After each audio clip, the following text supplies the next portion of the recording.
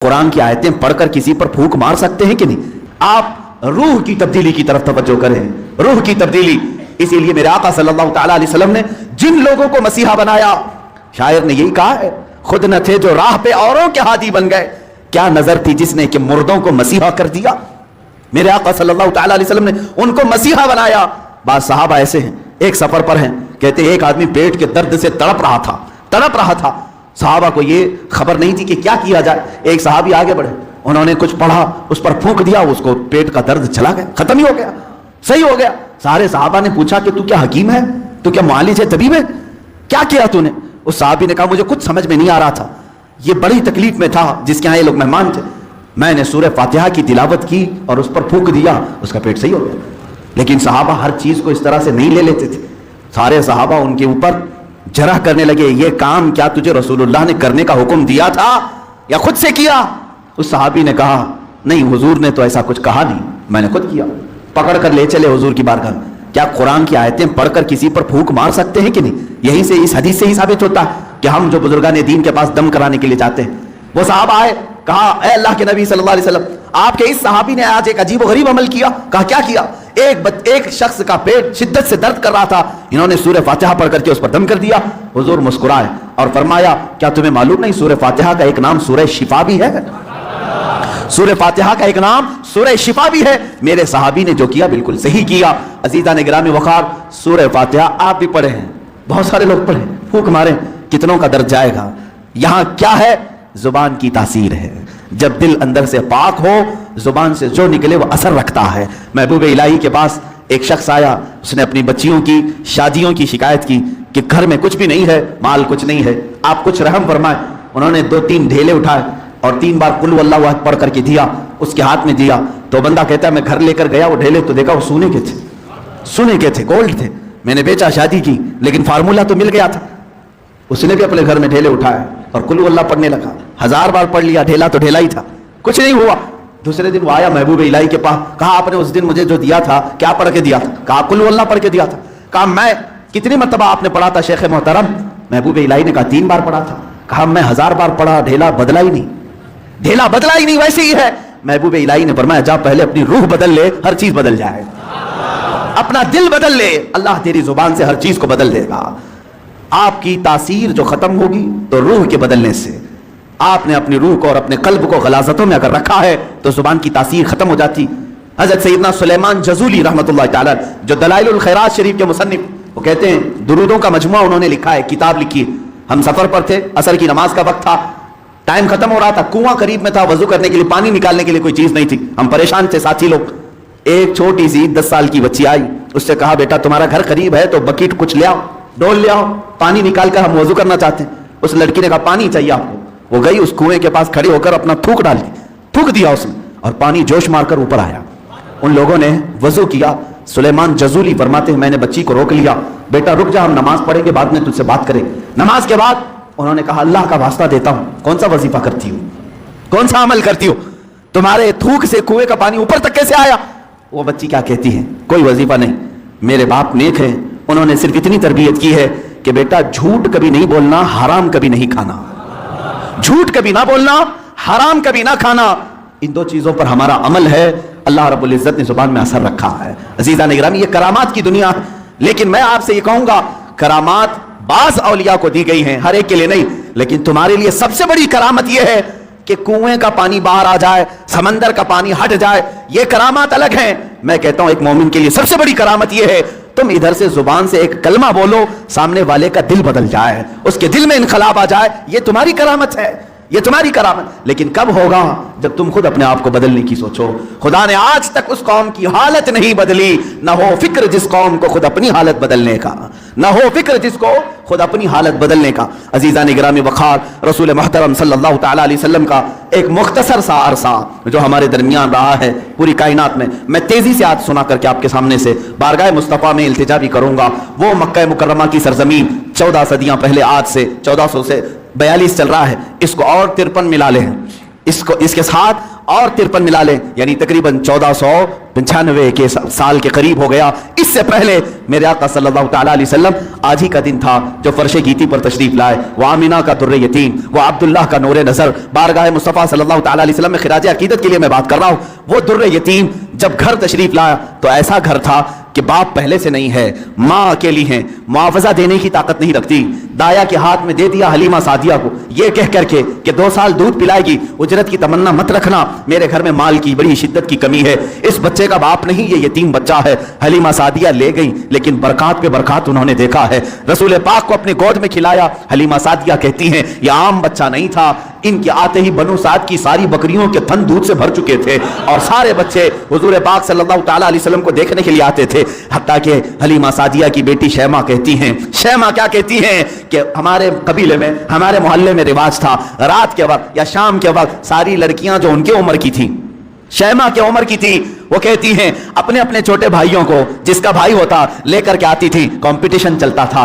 बहन अपने भाई को दिखाकर कहती किसका भाई ज्यादा खूबसूरत है। हर खातून, हर बहन अपने छोटे भाई की गोद में लाकर उसके नाक नक्शे बयान करती, अरे मेरे भाई की तो पेशानी बड़ी चौड़ी है, ये खूबसूरती की अलामत है। कोई कहती मेरे भाई की तो आंखें बड़ी झील जैसी हैं और ये बड़ा खूबसूरत है। हर खातून, हर बहन गोद में लिए हुए बच्चे को अपने भाई पर फख्र करती। और हज़रत शैमा कहती हैं जब इस मजमे में मैं मेरे भाई मोहम्मद को लेकर के आती, अल्लाह अल्लाह, वो कहती हैं सारी मेरी सहेलियां उठ खड़ी होती, कहती शैमा तेरे भाई के साथ हमारे भाइयों का मुकाबला नहीं, यह हमारा आपस का मुकाबला है, यह हमारा आपस का कंपटीशन है। तू कभी मोहम्मद को हमारे दरमियान न ला, इसलिए कि इसके मुकाबले में 14वीं का चांद भी शर्मा जाता है।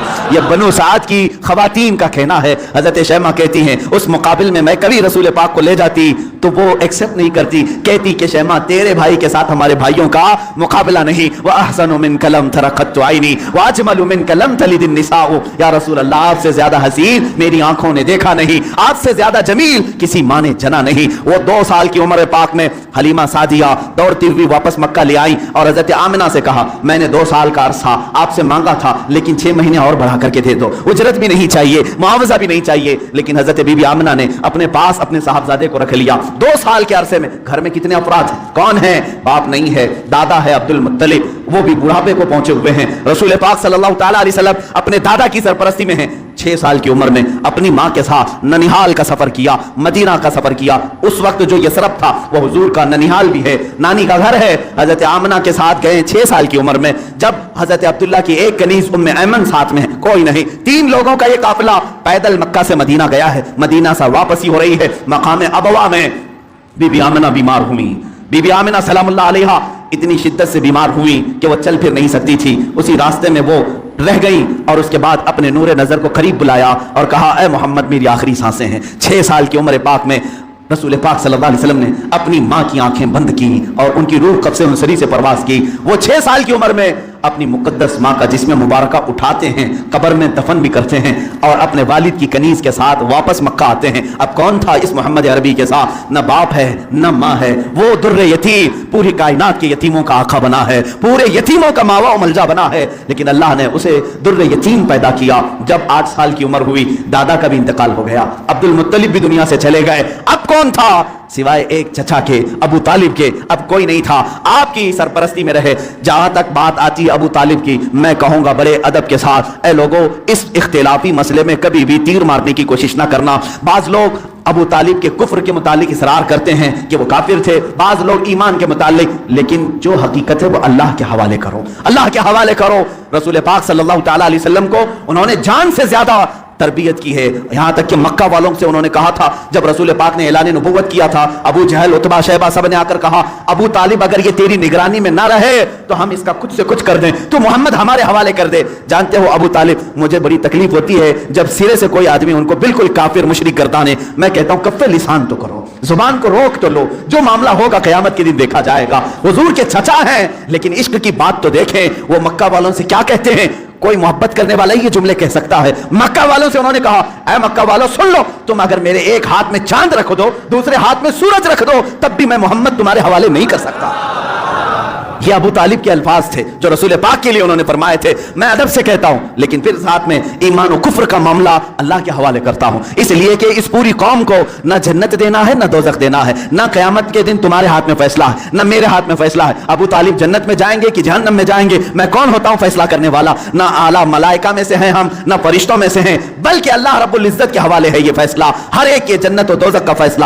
بہرحال 12 سال کی عمر میں ابو طالب نے رسول پاک کو اپنا ساتھی بنا لیا. ایسا مجھے بتاؤ ابو طالب پر جب بھی باتیں آئیں ادب کے ساتھ کہو، ادب کے ساتھ کہو. میں نے ابو طالب کو بہت پڑھا ہے، وہ رسول پاک کو چھوڑ کر ایک لمحہ بھی نہیں رہتے تھے، ایک لمحہ نہیں رہتے. 12 سال کی عمر میں جب انہیں یمن کی تجارت پہ جانا تھا، ابو طالب نے انہیں چھوڑا نہیں، رسول پاک کو تجارت کے سفر میں ساتھ لے لیا. بیچ راستے میں ایک جگہ پڑا ہوا، وہاں ایک راہب تھا، عیسائی راہب، اور اس نے دیکھا، چہرے پاک کو دیکھ کر اپنی کتابوں میں پڑھی ہوئی ساری علامتیں دیکھ لیا، اس نے مہمان بنا لیا. ابو طالب سے پوچھا تم کہاں سے آ رہے ہو، کون سا خاندان ہے؟ جب انہوں نے بتایا تو وہ راہب کہتا ہے، بحیرہ راہب، اے ابو طالب میری بات سنتے ہو تو سن لو، جو تمہارے ساتھ بچہ تمہارا بھتیجا ہے یہ اللہ کا سب سے آخری رسول ہوگا، یہ سب سے آخری رسول ہوگا. تم جا رہے ہو شام یا یمن، وہاں یہودی اس کے جانی دشمن ہوں گے، وہ بچے کو مار ڈالیں گے، قتل کریں گے، لہٰذا تم اپنی تجارت کا سامان یہیں بیچ دو اور واپس مکہ لے جاؤ. ابو طالب نے صرف رسول پاک کی جان کی حفاظت کے لیے پورا تجارت کا قافلہ وہاں بیچ دیا، واپس مکہ تشریف لائے. ابو طالب نے 25 سال کی عمر تک رسول پاک کی ایسی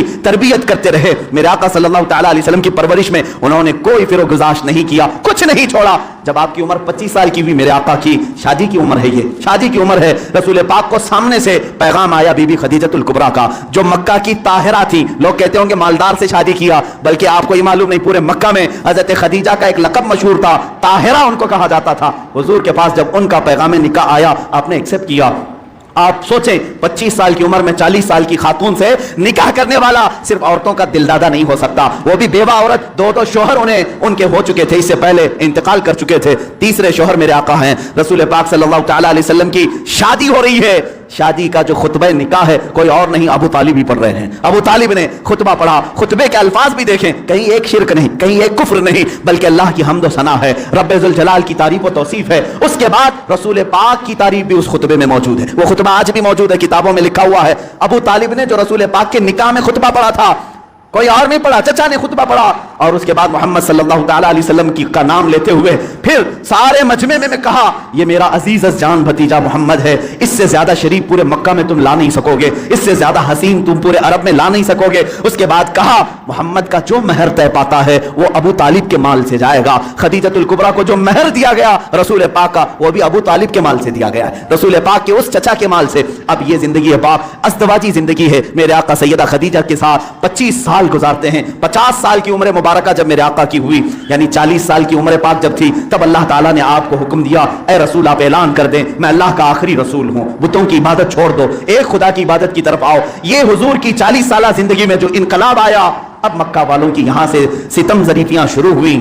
میرے آقا نے سب کو جمع کیا مکہ کے ایک سرزمین پر، میدان میں پوچھا میرے بارے میں تمہارا کیا خیال؟ سبوں نے کہا تم آج تک کبھی جھوٹ نہیں بولے اور کبھی کسی کی امانت میں خیانت نہیں کی. حضور نے فرمایا اے مکہ والو، اگر میں یہ کہہ دوں ان پہاڑوں کے پیچھے ایک فوج چھپی ہے جو تم پر حملہ کرنا چاہتی ہے، کیا میری اس بات پر یقین کرو گے؟ سارے مکہ والوں نے ایک زبان ہو کر کہا آج تک کبھی آپ نے جھوٹ کہا نہیں، اگر آپ کہتے ہیں کہ فوج ہے ہم اس کو بھی مانیں گے، ہم اس کو بھی یقین کے ساتھ تسلیم کریں گے. حضور نے فرمایا جب میری باتوں پر اتنا تمہیں یقین ہے تو سنو، میں تمہیں کہتا ہوں اللہ ایک ہے، خدا ایک ہے، معبود ایک ہے، مسجود ایک ہے، ہر ایک کے سامنے سر جھکانا یہ تمہیں زیب نہیں دیتا، اور میں محمد اللہ کا آخری رسول ہوں، اس کی طرف سے اخلاقی تعلیمات لے آیا ہوں، تمہاری روحوں کو بدلنے آیا ہوں. جب میرے آقا نے فرمایا سارے مکہ والے ناراض ہوئے، سوائے حضرت علی کرم اللہ وجہہ الکریم کے کوئی اس میدان میں ایمان لانے والا نہیں تھا. حضور پاک صلی اللہ علیہ وسلم کی دعوت کی ابتدا صرف 2 لوگوں سے شروع ہوئی، ایک حضرت علی سے، دوسرے حضرت خدیجہ سے. کبھی نا امید مت ہو، اپنی دعوت اثر کتنا رکھتی ہے یہ اللہ کے اوپر چھوڑو، بولنا سیکھو،